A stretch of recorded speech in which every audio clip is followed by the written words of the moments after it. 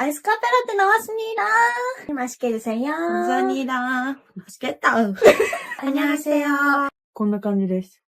1日で覚えれるんだよね。ハングルの原理とかも、すごく日本人の方は理解しやすいと思うので。 일본 교육부가 비상회의를 열었습니다. 한국어 학습 열풍이 통제 불가입니다. 전국 서점의 한글 교재는 동났고 학부모들이 새벽부터 줄을 섭니다. 교육부의 우려에도 일본 학생들은 단호합니다. 한자 2136개를 언제 다 외워요. 한글은 단 20개 글자로 모든 소리를 쓸 수 있어요. 한국인조차 몰랐던 한글의 과학적 위력. 일본에서 대체 무슨 일이 일어나는 걸까요? 저는 후지모토 아야카 NHK 탐사보도팀 기자입니다. 2025년 4월 어느 날 저는 도쿄 교회 학원가를 취재하고 있었습니다. 원래는 사교육 과열 현상을 다루려던 평범한 기획이었죠. 기자님, 이상한 일이 벌어지고 있어요. 제보자는 학원가에서 20년째 서점을 운영하는 다나카 씨였습니다. 60대 초반의 그는 심각한 표정으로 저를 서점 한 구석으로 안내했습니다. 한글 교재가 날개 돋친 듯 팔려요. 6개월 전만 해도 한 달에 10권도 안 팔렸는데 지금은 하루에 100권씩 나가요. 매일 재고를 늘려도 품절이에요. 처음엔 한류 열풍의 연장선이라고 생각했습니다. K-팝이나 K-드라마 영향으로 한국어를 배우려는 사람들이 늘었겠거니 했죠. 하지만 구매자들을 인터뷰하면서 이상한 점을 발견했습니다. 우리 아이가 난독증이에요. 그런데 한글을 배우더니 갑자기 책을 읽기 시작했어요. 40대 주부 야마구치 씨의 말이었습니다. 그녀는 눈물을 글썽이며 계속했습니다. 12살인데 지금까지 동화책 한 권도 제대로 읽은 적이 없었어요. 그런데 한글을 배운 지 2달 만에 해리포터를 읽더라고요. 한글로 번역된 거지만 그래도 책을 읽는다는 게 비슷한 증언이 계속 이어졌습니다. 한자를 도저히 못 외우던 아이가 한글로는 일기를 써요. 선생님이 한글을 가르쳐 주신 후로 성적이 수직 상승했어요. 우리 아이 IQ는 높은데 글을 못 읽었어요. 한글이 답이었어요. 도쿄뿐만이 아니었습니다.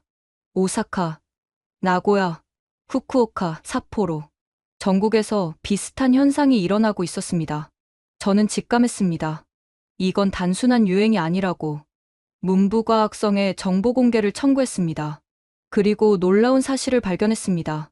지난 6개월간 한글 학원 수강생이 300% 증가했고, 특히 10대 청소년과 초등학생이 전체의 70%를 차지한다는 것이었습니다. 더 충격적인 건 수강 동기였습니다. 한국 문화에 관심이 있어서는 15%에 불과했고, 학습 장애 개선이 48%, 성적 향상이 37%였습니다. 이게 무슨 일이지? 저는 본격적인 취재를 시작했습니다. 그리고 일주일 후 운명적인 전화 한 통을 받았습니다. 후지모토 기자님이시죠? 하세가와 켄타의 아버지입니다. 우리 아이 이야기를 꼭 들어주셨으면 합니다. 이건 기적이에요. 하세가와 가족을 만난 건 일주일 후였습니다. 도쿄 외곽의 조용한 주택가, 평범해 보이는 2층 집이었죠. 현관문이 열리자 수줍은 미소의 소년이 저를 맞았습니다. 안녕하세요. 켄타예요. 16살 켄타는 또래보다 작은 체구의 안경을 쓴 평범한 고등학생이었습니다. 하지만 그의 어머니가 꺼낸 과거 자료를 보고 저는 충격을 받았습니다. 이게 작년까지 켄타가 쓴 글이에요. 종이에는 알아볼 수 없는 글자들이 어지럽게 쓰여 있었습니다. 초등학생도 아닌 15살 소년의 글씨라고는 믿기 어려웠죠. 켄타는 태어날 때부터 똑똑한 아이였어요. 말도 빨리 배웠고 숫자 계산도 잘했죠. 그런데 켄타 어머니가 눈물을 글썽였습니다. 초등학교에 들어가면서 악몽이 시작됐어요.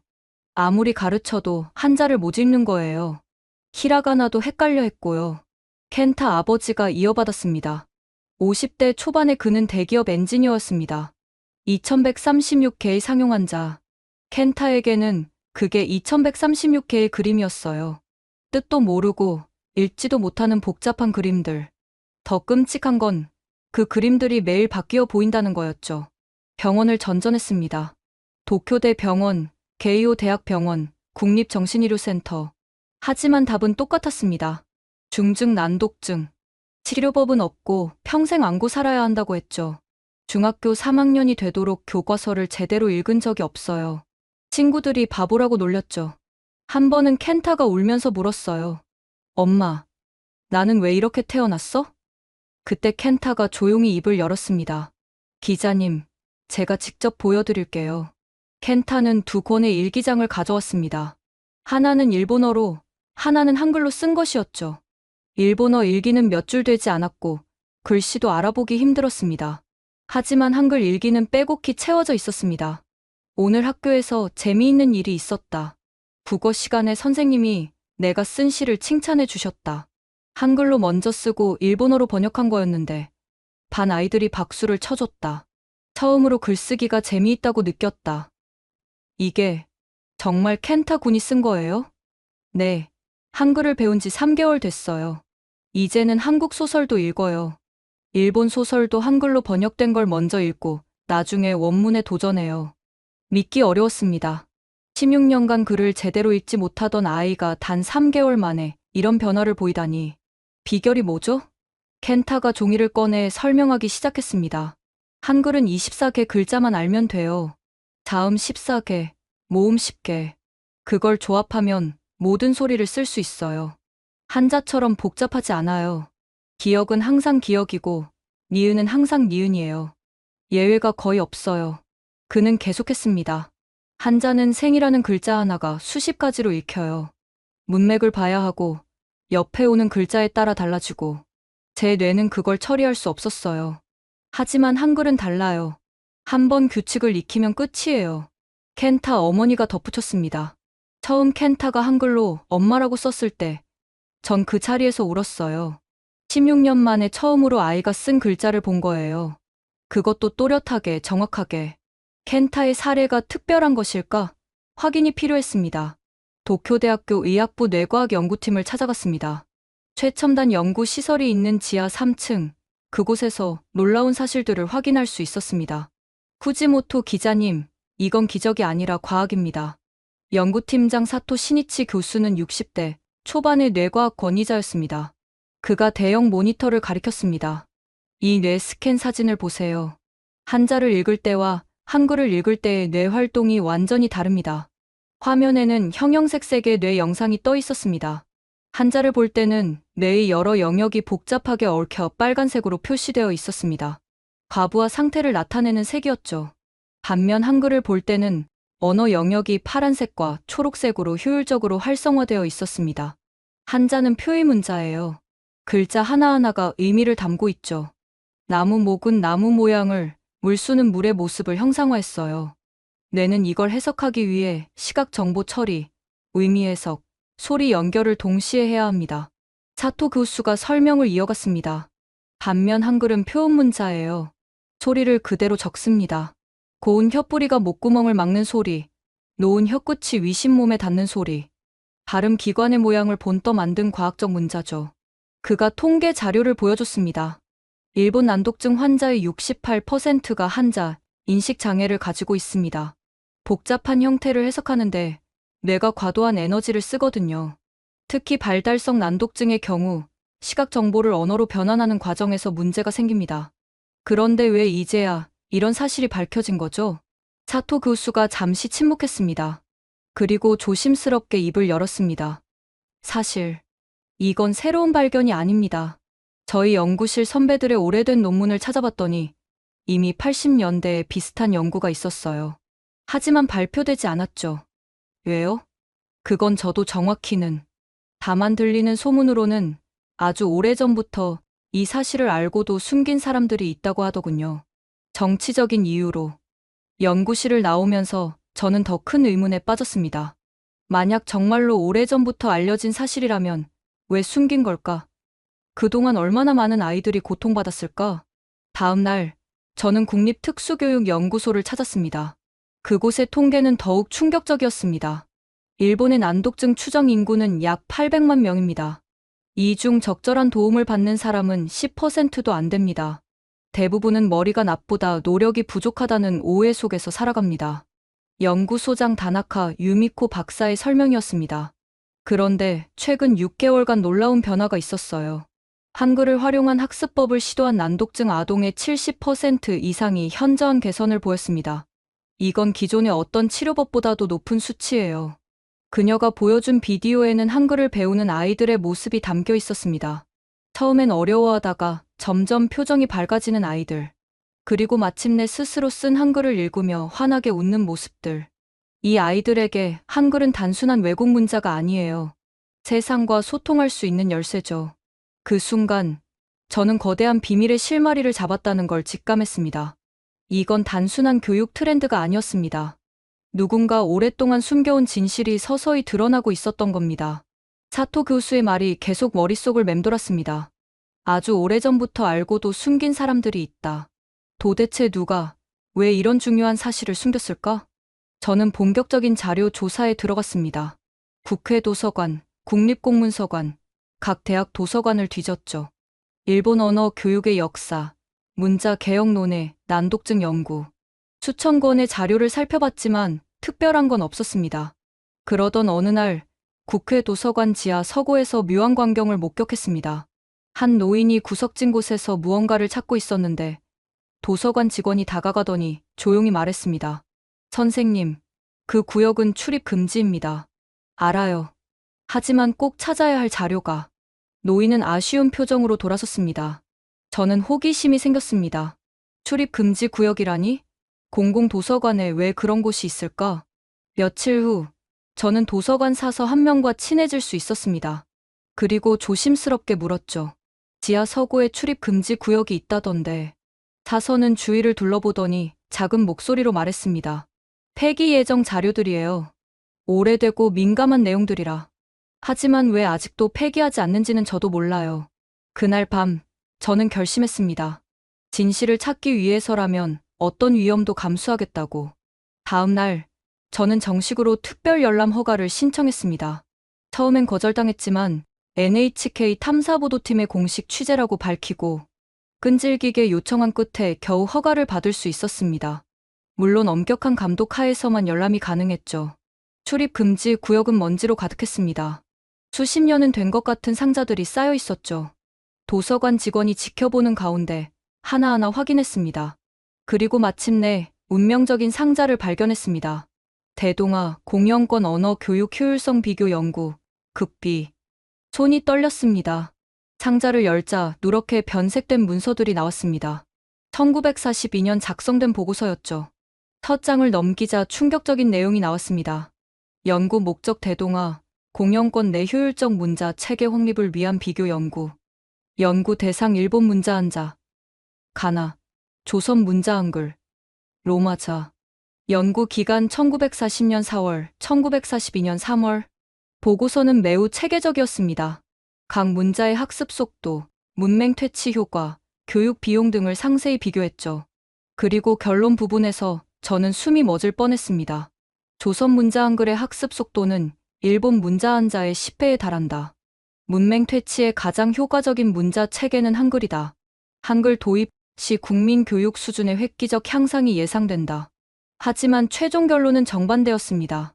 그러나 조선 문자 채택은 다음과 같은 이유로 불가하다. 첫째, 한국 신민 정신 함량에 부적합하다. 둘째, 일본 문화의 우수성을 훼손한다. 셋째, 식민지의 문자를 사용하는 것은 제국의 위신에 맞지 않는다. 더 충격적인 건 다음 문장이었습니다. 따라서 본 연구 결과는 극비로 분류하며 관련 연구를 중단한다. 또한 조선 문자의 우수성에 대한 일체의 언급을 금한다. 분노가 치밀어 올랐습니다. 그들은 알고 있었습니다. 한글이 더 우수하다는 것을, 그것이 국민들에게 도움이 된다는 것을. 하지만 쓸데없는 자존심 때문에 묻어버린 것입니다. 문서를 더 뒤지자 관련 자료들이 계속 나왔습니다. 1965년, 1987년, 2003년에도 비슷한 검토가 있었습니다. 매번 결론은 같았죠. 한글이 우수하나 채택 불가. 특히 1987년 보고서에는 이런 내용이 있었습니다. 일본 아동의 난독증 비율이 서구 선진국의 3배에 달한다. 한자 교육 시스템의 근본적 개혁이 필요하다. 한글 도입을 재검토할 것을 건의한다. 하지만 이 건의도 묵살되었습니다. 보고서 말미에 빨간 도장과 함께 이런 글귀가 적혀 있었죠. 각하. 문화적 자존심은 교육 효율성보다 중요합니다. 저는 중요한 문서들을 사진으로 찍었습니다. 도서관 직원은 이를 막지 않았습니다. 오히려 조용히 말했죠. 기자님, 이 진실이 꼭 세상에 알려지길 바랍니다. 문서를 확보했지만 이것만으로는 부족했습니다. 살아있는 증인이 필요했죠. 보고서 작성자 명단을 확인했습니다. 대부분 이미 세상을 떠난 분들이었지만 기적적으로 한 명이 살아있었습니다. 키리야마 토모코, 89세.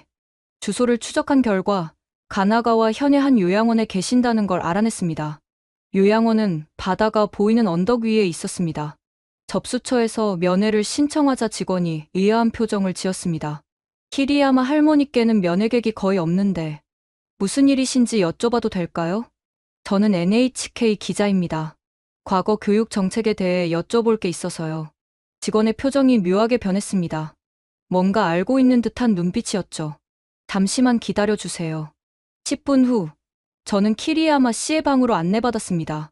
창가에 앉은 노인은 예상보다 정정해 보였습니다. 맑은 눈으로 저를 바라보더니 조용히 말했습니다. 오실 줄 알았어요. 언젠가는 누군가 그 일을 물으러 올 거라고 생각했죠. 1942년의 보고서 말씀이신가요? 키리야마 씨가 고개를 끄덕였습니다. 그리고 떨리는 손으로 차를 마시며 천천히 입을 열었습니다. 저는 당시 막내 연구원이었어요. 도쿄제국대학을 갓 졸업한 23살이었죠. 언어학을 전공했고 여러 문자 체계에 관심이 많았어요. 그녀의 눈이 먼 곳을 바라봤습니다. 처음 한글을 접했을 때의 충격을 아직도 잊을 수 없어요. 너무나 과학적이고 체계적이고 아름다운 문자였죠. 세종대왕이 어떻게 600년 전에 이런 문자를 만들 수 있었는지. 연구 결과는 어땠나요? 압도적이었죠. 모든 면에서 한글이 우수했어요. 문맹인 성인이 한글은 일주일이면 깨우쳤는데 한자는 1년이 걸려도 기초만 겨우 익혔으니까요. 특히 학습 장애가 있는 아이들에게는 한글이 기적과 같았어요. 키리야마 씨가 서랍에서 낡은 사진첩을 꺼냈습니다. 이 사진 보세요. 연구 대상이었던 아이들이에요. 이 아이는 심한 난독증이었는데 한글로는 편지를 썼어요. 선생님 고맙습니다라고. 사진 속 아이들의 환한 웃음이 가슴을 아프게 했습니다. 그런데 왜 채택하지 않았나요? 키리야마 씨의 표정이 어두워졌습니다. 위에서는 말도 안 되는 소리라고 했죠. 조선의 문자를 쓴다는 건 제국의 치욕이라고. 연구팀장님은 끝까지 싸웠어요. 아이들의 미래가 달린 문제라고. 하지만 그녀가 눈물을 닦았습니다. 팀장님은 좌천되셨고 연구는 중단됐어요. 모든 자료를 폐기하라는 명령이 내려왔죠. 하지만 저는 그럴 수 없었어요. 그래서 일부를 숨겼죠. 전후에도 기회가 있었잖아요. 더 나빠졌어요. 이번엔 문화적 자존심이었죠. 패전국이 된 일본이 지킬 수 있는 건 문화적 우수성뿐이라고. 한자를 버리는 건 일본을 버리는 거라고 했어요. 키리야마 씨가 숨겨뒀던 일기장을 꺼냈습니다. 1942년부터 쓴 일기였죠. 매일 밤 악몽을 꿨어요. 한자를 못 읽어 울고 있는 아이들의 얼굴이 보였어요. 우리가 그 아이들을 버린 거예요. 알면서도, 해결책이 있으면서도. 일기장에는 당시의 고뇌가 고스란히 담겨 있었습니다. 오늘도 문부성 앞에서 한 어머니가 울고 있었다. 아이가 학교에 가기 싫어한다고. 글을 못 읽어서 놀림받는다고. 내가 그 어머니에게 뭐라고 말해야 할까? 우리는 답을 알고 있는데 그걸 쓸 수 없다고? 혹시 다른 증거나 증인이 있을까요? 키리야마 씨가 고개를 저었습니다. 대부분 돌아가셨어요. 살아계신 분들도 입을 열지 않을 거예요. 하지만 그녀가 망설이다가 말했습니다. 야마다 히로시 교수를 찾아보세요. 은퇴한 언어학자예요. 그분도 아실 거예요. 1987년 재검토 때 참여하셨거든요. 키리야마 씨와의 인터뷰를 마치고 돌아오는 길, 이상한 일들이 일어나기 시작했습니다. 먼저 휴대폰이 먹통이 됐습니다. 그리고 역에 도착하자 낯선 남자 둘이 다가왔죠. 후지모토 기자님이시죠? 잠깐 말씀 나눌 수 있을까요? 정부 관계자라고 밝힌 그들은 저를 근처 카페로 안내했습니다. 기자님이 최근 민감한 주제를 취재하고 계신다고 들었습니다. 취재의 자유는 헌법이 보장하는 권리입니다. 물론이죠. 하지만 국익을 해치는 보도는 곤란합니다. 과거의 일을 굳이 들춰내서 좋을 게 있을까요? 암묵적인 협박이었습니다. 하지만 저는 굴복할 수 없었죠. 회사로 돌아가자 편집장이 저를 불렀습니다. 후지모토, 이 취재 중단해. 네. 왜죠? 이건 중요한 사안입니다. 국민들이 알아야 할 권리가. 위에서 압력이 들어왔어. 이 주제는 건드리면 안 돼. 방송 불가야. 편집장님, 이건 언론의 자유를. 후지모토 편집장이 소리쳤습니다. 그리고 한숨을 쉬며 말했죠. 나도 알아. 하지만 이건 너무 큰 문제야. 교육계, 정치계, 심지어 재계까지 연관돼 있어. 너가 감당할 수 있는 게 아니야. 하지만 저는 포기할 수 없었습니다. 공식 취재는 중단했지만 개인적으로 계속 조사했죠. 며칠 후 미행이 시작됐습니다. 검은 세단이 계속 제 뒤를 따라다녔고 집 전화는 이상한 잡음이 들렸습니다. 누군가 제 일거수일투족을 감시하고 있었죠. 그때 한 통의 전화가 왔습니다. 번호는 비공개였습니다. 후지모토 기자님, 저는 현직 문부성 직원입니다. 만나서 드릴 말씀이 있어요. 누구신지 먼저 밝혀주시죠. 그럴 수 없습니다. 하지만 기자님이 찾는 진실을 제가 갖고 있어요. 반신반의하며 약속 장소로 나갔습니다. 도쿄 외곽의 한적한 공원. 벤치에 앉은 중년 남성이 저를 기다리고 있었죠. 저는 문부성 교육정책과에서 20년간 일했습니다. 그리고 더 이상 침묵할 수 없어서 나왔어요. 그가 서류 봉투를 건넸습니다. 2003년과 2015년에도 한글 도입 검토가 있었습니다. 특히 2015년에는 정말 진지하게 논의됐죠. 난독증 문제가 사회 이슈가 되면서요. 서류를 펼쳐보니 충격적인 내용들이 있었습니다. 일본 학생의 난독증 비율 OECD 최고 수준, 한자 교육 시스템의 근본적 한계 인정, 한글 도입 시 연간 교육 비용 3조엔 절감 예상. 그런데 왜 무산됐죠? 내부 고발자가 씁쓸하게 웃었습니다. 난독증 치료 시장이 연간 5조엔 규모예요. 학습지, 치료 프로그램, 특수 교육. 한글이 도입되면 이 시장이 붕괴되죠. 대형 교육 기업들이 로비를 했어요. 증거가 있나요? 여기 있습니다. 모 대기업 회장이 당시 문부상에게 보낸 편지예요. 한글 도입은 일본 교육 산업을 파괴하는 일이라고 써있죠. 분노가 치밀었습니다. 돈 때문에, 기득권 때문에 수백만 아이들의 미래를 담보로 잡은 것입니다. 왜 이제 와서 이걸 공개하시는 거죠? 그가 지갑에서 사진을 꺼냈습니다. 어린 여자아이의 사진이었죠. 제 딸입니다. 올해 8살인데 심한 난독증이에요. 한글을 배운 후에야 처음으로 책을 읽었어요. 그때 깨달았죠. 제가 얼마나 큰 죄를 짓고 있었는지. 그는 눈물을 닦으며 말했습니다. 이 자료들을 공개해 주세요. 더 이상은 아이들이 고통받는 걸 볼 수 없어요. 모든 증거를 확보했지만 방송은 불가능했습니다. 하지만 저에게는 다른 방법이 있었죠. 2025년 5월 15일, 저는 개인 유튜브 채널을 개설했습니다. 시청자 여러분, 저는 NHK 탐사보도팀 후지모토 아야카입니다. 오늘 제가 개인 자격으로 이 방송을 하는 이유는 여러분이 꼭 알아야 할 진실이 있기 때문입니다. 라이브 방송을 시작했습니다.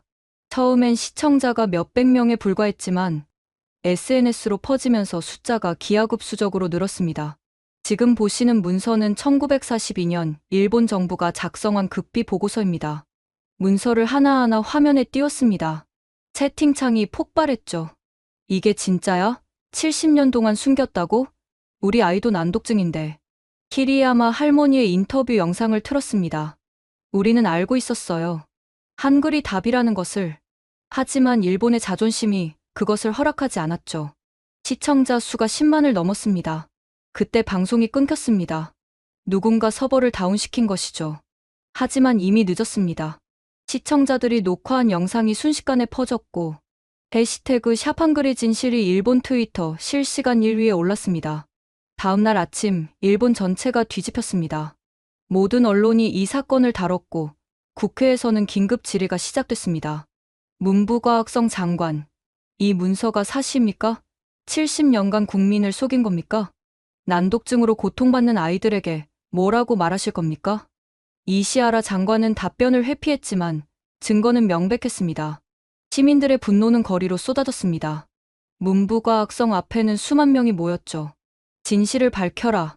아이들에게 사죄하라. 지금이라도 한글 교육을. 켄타와 그의 부모님도 시위에 참여했습니다.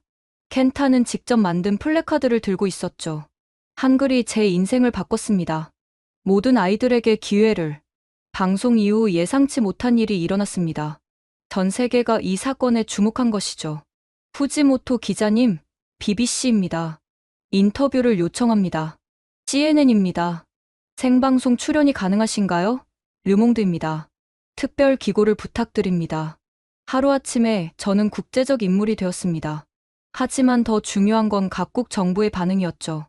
일주일 후 핀란드 교육부 차관 마르코 실베스트리가 일본을 방문했습니다. 핀란드도 난독증 문제로 고민이 많습니다. 일본이 발견한 한글의 가능성을 우리도 연구하고 싶습니다.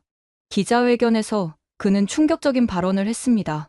일본이 70년간 숨긴 이 보고서는 인류의 손실입니다. 만약 이 사실이 일찍 알려졌다면 전 세계 수억 명의 난독증 환자들이 도움을 받았을 겁니다. 프랑스도 빠르게 움직였습니다.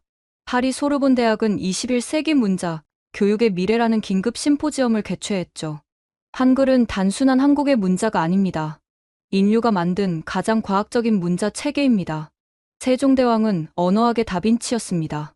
독일 막스 플랑크 연구소는 더 구체적인 제안을 했습니다. 일본과 공동으로 한글 기반 난독증 치료 프로그램을 개발하고 싶습니다. 이미 예비 연구에서 놀라운 결과를 확인했습니다. 가장 놀라운 반응은 중국에서 왔습니다. 중국 교육부 대변인이 공식 성명을 발표한 것이죠. 우리도 한자의 복잡성으로 인한 문제를 인식하고 있습니다. 한글을 보조 학습 도구로 활용하는 방안을 검토하겠습니다. 유네스코는 특별 조사단을 파견했습니다. 그리고 보름 후 충격적인 보고서를 발표했죠.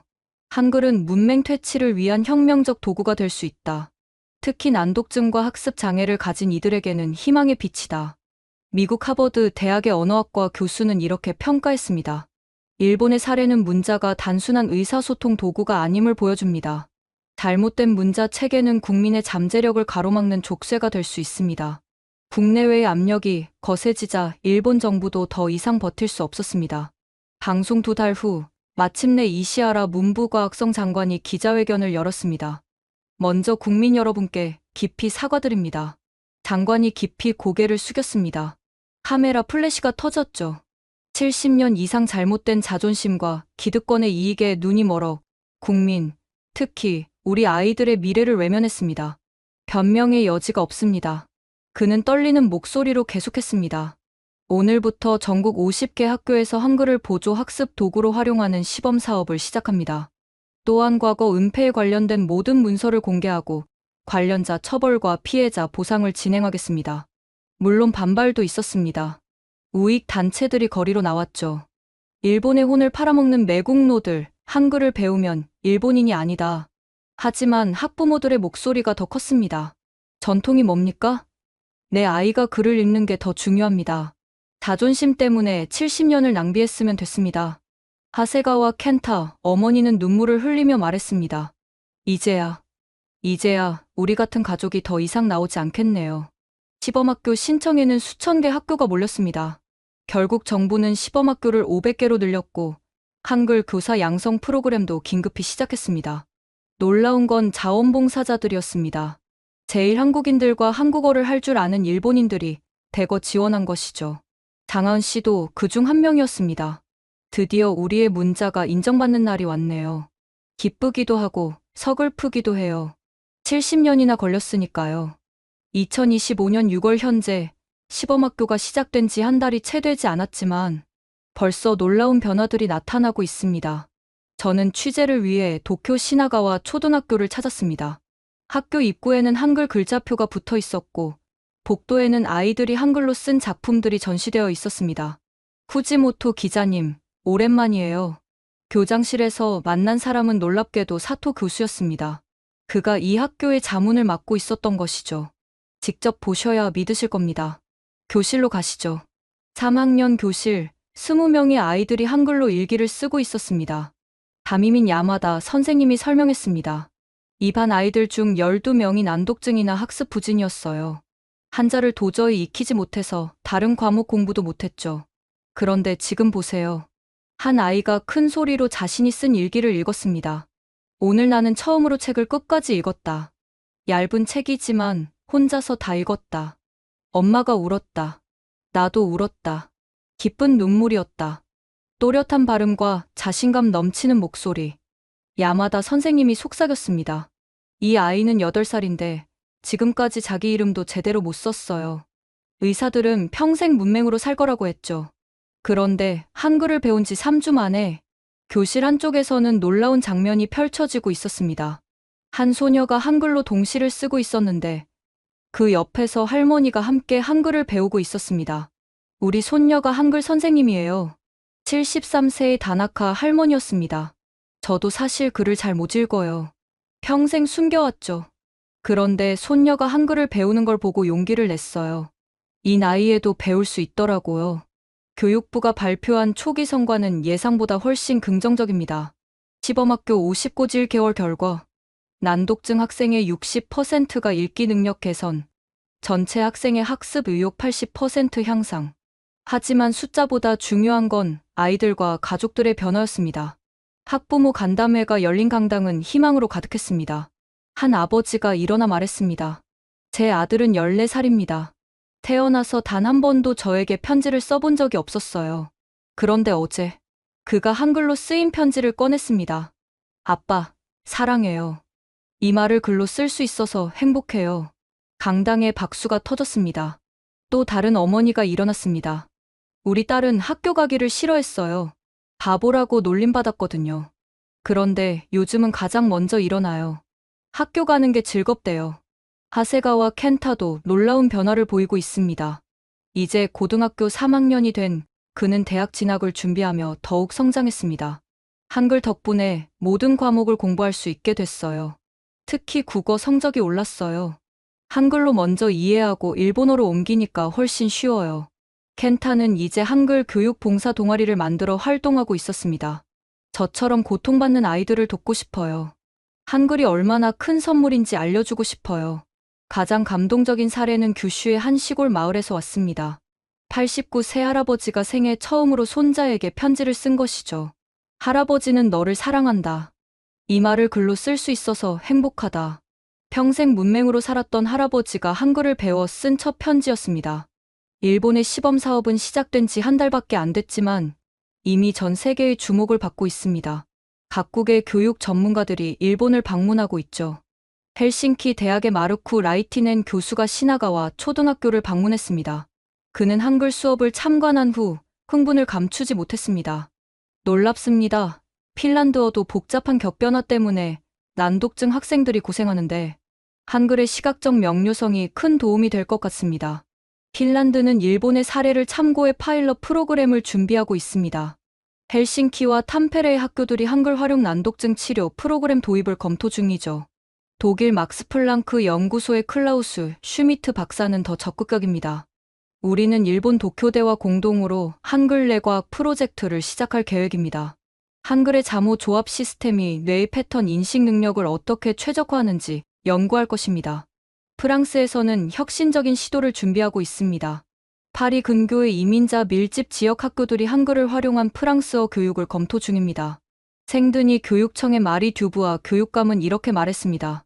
아랍어, 아프리카 언어를 모국어로 하는 아이들이 프랑스어를 배우는데 큰 어려움을 겪습니다. 한글로 발음을 먼저 익히면 습득 속도가 빨라질 것으로 기대합니다. 영국 옥스퍼드 대학은 세종 프로젝트를 발표했습니다. 영어권 난독증 연구에 한글을 접목시키려는 시도입니다. 제임스 윌리엄스 교수는 이렇게 설명했습니다. 영어는 철자와 발음의 불일치가 심해 난독증을 악화시킵니다. 한글로 발음을 시각화하면 이 문제를 해결할 수 있을 것으로 봅니다. 미국의 실리콘밸리 기업들도 주목하고 있습니다. 구글의 AI 연구팀장 마이크 첸이 도쿄를 방문했습니다. 한글의 조합 원리는 완벽한 알고리즘입니다. 우리는 이를 AI 언어 학습에 적용하는 한글 프로토콜을 개발 중입니다. 가장 놀라운 관심은 중국에서 나타났습니다. 베이징 사범대학 연구팀이 일본을 방문해 시범학교를 견학했습니다. 한글로 발음을 먼저 익히고 한자를 배우는 방법을 연구하고 있습니다. 특히 소수민족 아동들의 중국어 학습에 효과적일 것으로 예상됩니다. 유네스코는 긴급회의를 소집했습니다. 사무총장은 이렇게 발언했습니다. 일본의 사례는 한글이 인류 공통의 교육 자산이 될 수 있음을 보여줍니다. 우리는 한글 인류의 문맹 퇴치를 위한 보편적 도구라는 특별 프로젝트를 준비하고 있습니다. 국제학술지들도 앞다퉈 한글 특집을 준비하고 있습니다. 네이처는 이미 특집호 발간을 예고했습니다. 가장 과학적인 문자 체계 한글이 어떻게 세계 교육을 바꾸고 있는가라는 제목으로 말이죠. 하버드, MIT, 스탠퍼드 등 세계 유수 대학들이 한글 연구 센터 설립을 검토하고 있으며 한글학이라는 새로운 학문 분야가 탄생할 조짐을 보이고 있습니다. 2025년 6월 21일 역사적인 발표가 있었습니다. 한일 양국 정부가 교육 협력을 위한 공동 선언문을 발표한 것입니다. 도쿄 총리 관저에서 열린 기자회견에는 양국 교육부 장관과 주요 인사들이 참석했습니다. 특별 게스트로 키리야마 할머니도 휠체어를 타고 참석했습니다. 이시하라 장관이 먼저 발언했습니다. 오늘 우리는 과거의 잘못을 인정하고 미래로 나아가는 첫걸음을 내딛습니다. 70년 이상의 은폐와 거짓말로 고통받은 모든 분들께 다시 한번 진심으로 사죄드립니다. 그가 깊이 고개를 숙였습니다. 그리고 떨리는 목소리로 계속했습니다. 한글의 과학성과 우수성을 인정하며 이를 통해 모든 아이들이 배움의 기쁨을 누릴 수 있도록 최선을 다하겠습니다. 한일 양국은 공동으로 한글 활용 교육 프로그램을 개발하고 이를 전 세계와 나누겠습니다. 한국 교육부 장관이 화답했습니다. 과거를 딛고 미래로 나아가는 일본의 용기에 경의를 표합니다. 한글은 세종대왕께서 모든 백성을 위해 만드신 문자입니다. 이제 그 정신이 국경을 넘어 실현되고 있습니다. 공동선언문의 주요 내용은 다음과 같습니다. 첫째, 도쿄와 서울의 한일 공동 난독증 연구센터를 설립한다. 둘째, 한글 교육 전문가 양성을 위한 교류 프로그램을 시작한다. 셋째, 아시아 지역 문맹 퇴치를 위한 공동사업을 추진한다. 넷째, 한글 기반 학습장애 치료법을 공동 개발한다. 다섯째, 매년 10월 9일을 세계 한글의 날로 지정하여 기념한다. 선언문 발표 후 키리야마 할머니가 마이크를 잡았습니다. 90세가 된 그녀의 목소리는 여전히 또렷했습니다. 74년 전, 저는 23살의 연구원이었습니다. 한글의 우수성을 알면서도 침묵했죠. 그 죄책감을 평생 안고 살았습니다. 그녀의 눈에 눈물이 고였습니다. 하지만 오늘 드디어 그 짐을 내려놓을 수 있을 것 같습니다. 늦었지만 진실이 밝혀졌고 이제 더 많은 아이들이 글을 읽는 기쁨을 알게 될 테니까요. 기자회견장에 박수가 터졌습니다. 켄타가 학생 대표로 발언했습니다. 이제 대학 진학을 앞둔 그는 더욱 성숙해 보였습니다. 저는 한글을 만나기 전까지 문맹이었습니다. 세상이 온통 해독 불가능한 기호로 가득했죠. 그런데 한글이 제게 열쇠를 주었습니다. 그가 한글과 일본어로 쓴 편지를 꺼냈습니다. 이것은 제가 처음으로 쓴 편지입니다.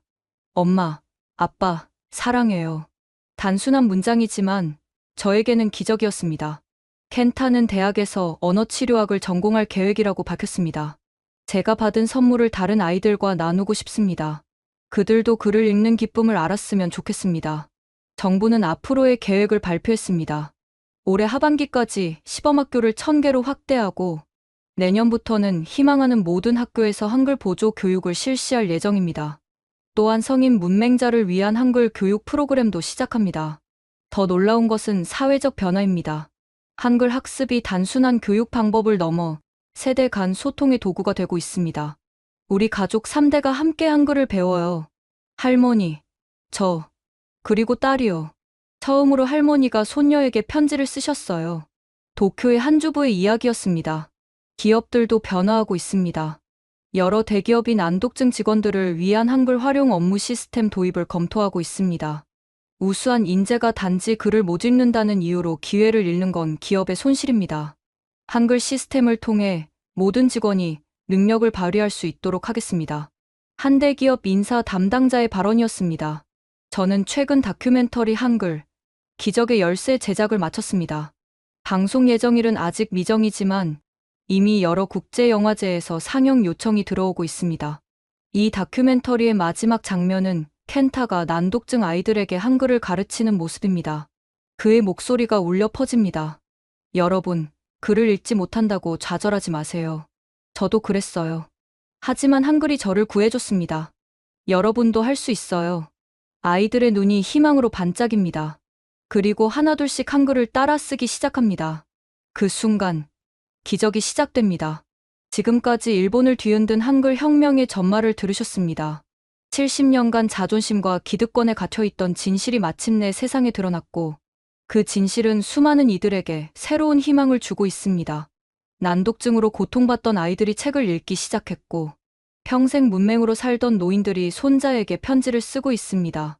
세종대왕께서 나란말싸미 둥국에 달하라며 안타까워하신 그 마음이 600년이 지난 지금 국경을 넘어 실현되고 있습니다. 한글은 이제 한국만의 문자가 아닙니다. 인류 공통의 보물이 되고 있습니다. 비록 시작된 지 얼마 되지 않았지만 변화의 물결은 이미 거세게 일고 있습니다.